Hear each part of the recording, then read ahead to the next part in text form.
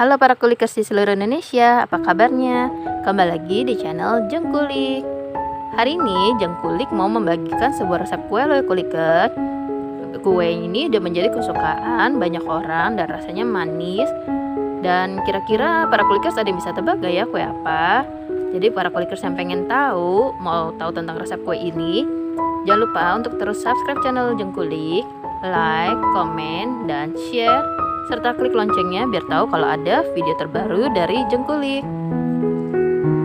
Hari ini Jengkulik mau membagikan resep kue yang mungkin udah sering kulikers dengar, yaitu kue bolu karamel, atau biasa yang juga terkenal dengan nama kue sarang semut. Kenapa disebut dengan kue sarang semut? Karena kue itu ada berpori-pori kulikers. Jadi kalau misalnya kita lihat sih teksturnya seperti bika Ambon, cuman dia berkaramel. Jadi makanya namanya bolu karamel. Nah, kita langsung aja ya kulikers. Untuk bahan-bahannya kita bagi dua ya. Jadi yang pertama yang akan kita tunjukkan adalah bahan untuk karamelnya dulu atau untuk gulanya. Jadi bahan yang dibutuhkan untuk membuat karamelnya adalah 400 gram gula pasir. 400 gram gula pasir. Ini untuk karamelnya. Dan kita juga membutuhkan dalam membuat karamelnya adalah 400 ml air panas. Jadi yang air panas ya kulikers, karena ini dibutuhkan untuk melarutkan dan memasak gula pasirnya. Nah, ini adalah bahan untuk karamelnya. Selanjutnya, untuk bahan adonannya yang kita butuhkan adalah telur. Telur ini kita butuhkan 4 butir telur. Jadi dipakai kuning dan putihnya ya kulikers. Setelah itu, yang dibutuhkan lagi adalah 120 gram susu kental manis. Dan untuk susu kental manis ini mereknya terserah kulikers ya, sesuai dengan selera kulikers. Untuk yang selanjutnya adalah namanya vanili susu. Nah, vanili susu ini kita cukup pakai seujung sendok teh saja. Jadi vanili susu ini bisa menambahkan aroma untuk bolu karamel ini biar lebih harum, dan untuk menghilangkan amis telur juga bisa kulikers. Kalau Jengkulik dalam membuat kue suka memakai vanili ini karena aromanya wangi banget, apalagi pada saat dimasak, dipanggang itu lebih keluar lagi aromanya. Untuk yang selanjutnya kita juga membutuhkan terigu. Nah, di sini terigu yang kita pakai adalah yang protein sedang ya kulikers, karena kue ini termasuk dalam kategori bolu. Jadi kita memakai terigu yang protein sedang.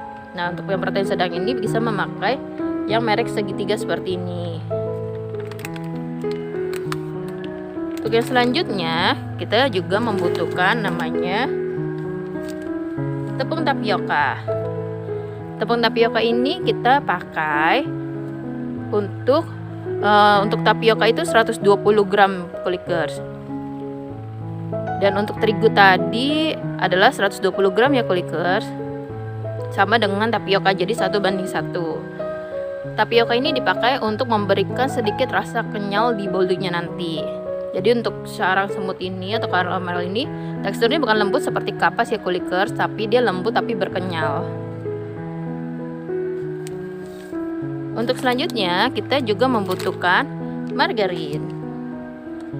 Margarin ini kita butuhkan hanya 100 gram saja kulikers. Jadi kurang lebih kalau memakai saset ini sekitar setengah bungkus. Untuk margarinnya kulikers bebas mau pakai merek yang mana, tergantung dengan selera para kulikers. Untuk selanjutnya, untuk bahan-bahan pengembangnya kita membutuhkan soda kue. Untuk soda kue ini kita pakai hanya setengah sendok teh saja. Selain soda kue, untuk pengembangnya kita juga membutuhkan baking powder. Baking powder ini dipakainya juga hanya setengah sendok teh saja. Nah kulikers, ini adalah bahan-bahan yang dibutuhkan dalam membuat kue bolu karamel atau kue sarang semut. Sekarang kita lanjut ke cara membuatnya ya kulikers. Cara membuatnya adalah pertama kita masak air panas lalu kita sisihkan.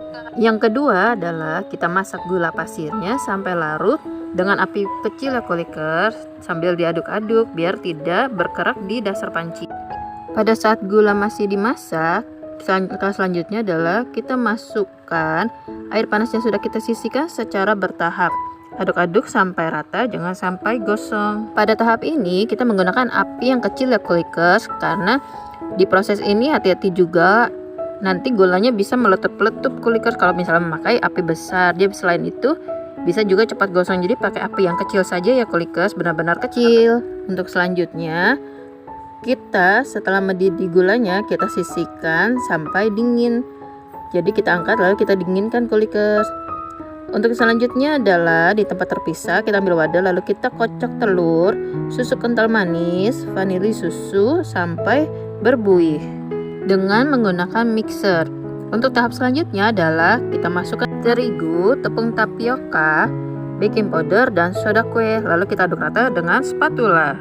Untuk langkah selanjutnya adalah kita tuang karamel yang tadi sudah kita dinginkan lalu kita aduk rata kembali dengan menggunakan spatula.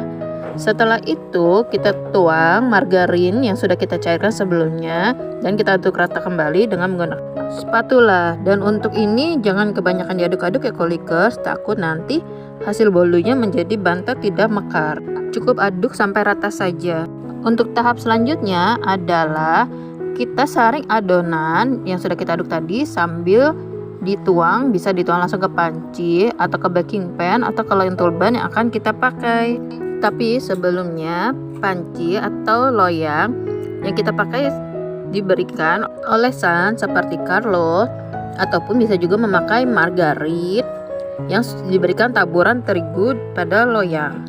Langkah selanjutnya adalah kita masak dengan api yang sangat kecil saja kulikers, jadi dia biar matang merata dan tidak cepat gosong di bagian bawahnya. Dan setelah itu setelah 1 jam kita cek dengan menggunakan tes tusuk, yaitu dengan cara menusukkan adonan dengan menggunakan tusuk gigi. Jadi kalau misalnya di tusuk gigi sudah tidak ada adonan yang menempel, berarti tandanya kuenya sudah matang. Tapi kalau misalnya masih ada yang menempel, kita harus lanjut memasak kembali ya kulikers. Jika sudah matang, maka kue bisa kita angkat dari kompor. Dan setelah itu kalau misalnya mau dipotong atau mau dikeluarkan dari loyang, kita harus tunggu sampai dingin ya kulikers biar tidak menjadi rusak kuenya.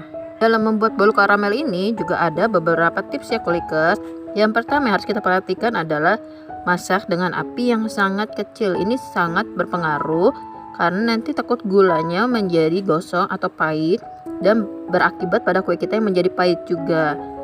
Dan yang kedua, karamel atau gula yang tadi kita masak terpisah itu harus dingin ya kulikers, harus dingin dulu baru bisa dituang ke adonan. Jadi jangan masih hangat atau panas-panas kita langsung tuang ke adonan, karena itu akan membuat kue menjadi bantat dan tidak mekar.